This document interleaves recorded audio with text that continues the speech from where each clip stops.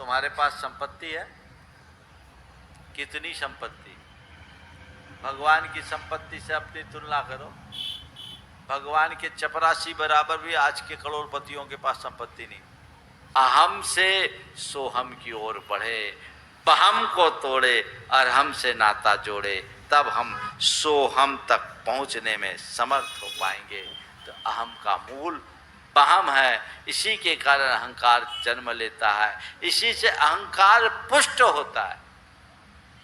जब तक ये भ्रम बुद्धि होगी, तुम्हारे अंदर का अहम पुष्ट होगा।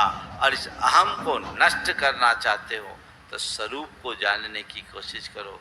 ज्यों ज्यों हम स्वरूप बोध से जुड़ते हैं, वास्तविकता हमारे सामने आती है, सारा भ्रम टूट जाता है। हमने सुना है दुर्योधन बड़ा अहंकारी था, लेकिन जब श्री कृष्ण का विराट रूप देखा तब उसे समझ में आया कि मेरा वजूद क्या है ना। दुर्योधन ने जब श्री कृष्ण का विराट रूप देखा तब उसे समझ में आया कि आखिर मेरा वजूद क्या है।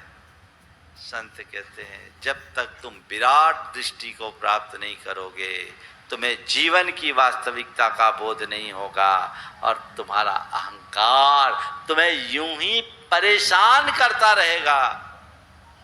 तत्व को जानो, तात्विक दृष्टि को उद्घाटित करो, जो जीवन को धन्य कर सके, जीवन का पथ प्रशस्त कर सके, जीवन को आगे बढ़ाने में सहायक हो सके। इसके अलावा और कोई दूसरा रास्ता नहीं है। कब किस मोड़ पर कौन सी घटना घट जाए कोई पता नहीं है। इसलिए इसे समझे और अपने जीवन को आगे बढ़ाने की कोशिश करे। हमने सुना है सम्राट सिकंदर 27 वर्ष की उम्र में विश्व विजेता बनने का श्रेय पाया। 27 वर्ष की उम्र में सिकंदर ने विश्व विजेता बनने का श्रेय पाया। और वह जब विजेता बनकर यूनान की ओर जा रहा था, रास्ते में उसकी तबीयत बहुत बिगड़ गई।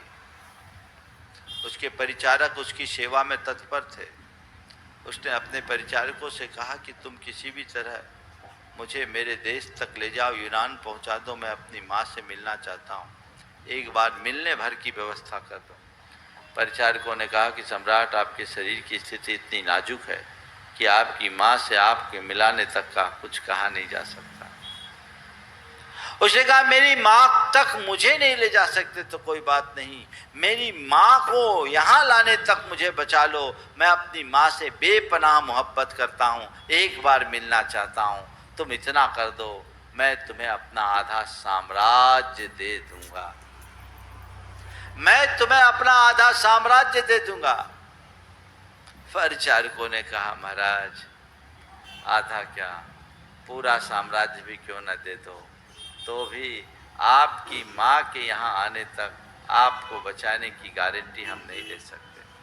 आधा क्या, पूरा साम्राज्य भी क्यों न दे दो, तो भी आपकी माँ के यहाँ आने तक आपको बचाने की गारंटी हम नहीं ले सकते। तब सिकंदर के मुख से परबस निकला, धिक्कार है उस संपदा और साम्राज्य को जिसके पीछे मैंने अपने जीवन की सारी सांसें गंवा दी।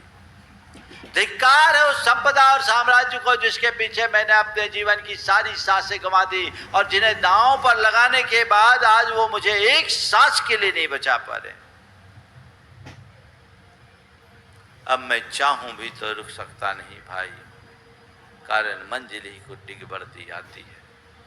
अब मैं चाहूं भी तो रुक सकता नहीं भाई, क्यों, कारण मंजिल ही खुद डिग बढ़ती आती है। मैं जितना पांव बढ़ाने की कोशिश करता उतनी ही माटी और धसकती जाती है। मेरे अधरों में घुला हलाहल है काला, नैनों में नंगी मौत खड़ी मुस्काती है राम नाम ही सत्य, असत्य सब और कुछ, बस यही ध्वनि कानों से आ टकराती है, बस यही ध्वनि कानों से आ टकराती है।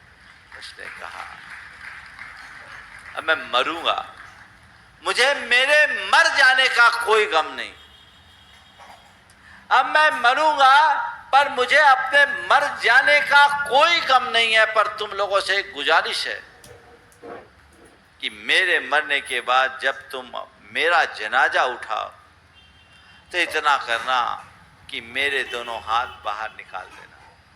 जब मेरा जनाजा उठाओ तो इतना भर कर देना कि मेरे दोनों हाथ बाहर निकाल देना।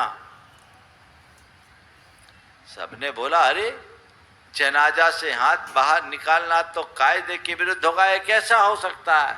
सिकंदर ने कहा, हाँ, सिकंदर का जनाजा उठेगा और कायदे के विरुद्ध उठेगा, ताकि दुनिया के लोग जान सके सारे कायदे का उल्लंघन कर विश्व विजेता बनने वाला सिकंदर भी इस दुनिया से खाली हाथ जा रहा है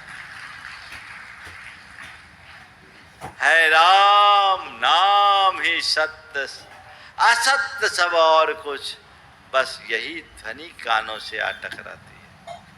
राम नाम सत्य है, ये मुर्दे को लोग सुनाते हैं, काश जीते जी समझ लो राम नाम सत्य है, बाकी सब असत्य है, तो फिर ये भ्रम तुम्हारा पल में दूर हो जाएगा।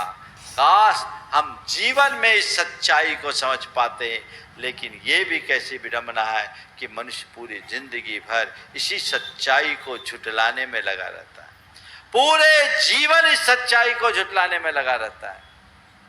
संत कहते हैं इस सच्चाई को झुठाओ मत, सच्चाई पर अमल करो, जीवन को आगे बढ़ाने का प्रयत्न करो। तो हम आपसे कितनी भी विनम्रता का पाठ पढ़ाएं, जब तक जीवन की वास्तविकता का ज्ञान नहीं होगा, ये सब चीजें नहीं छूटेगी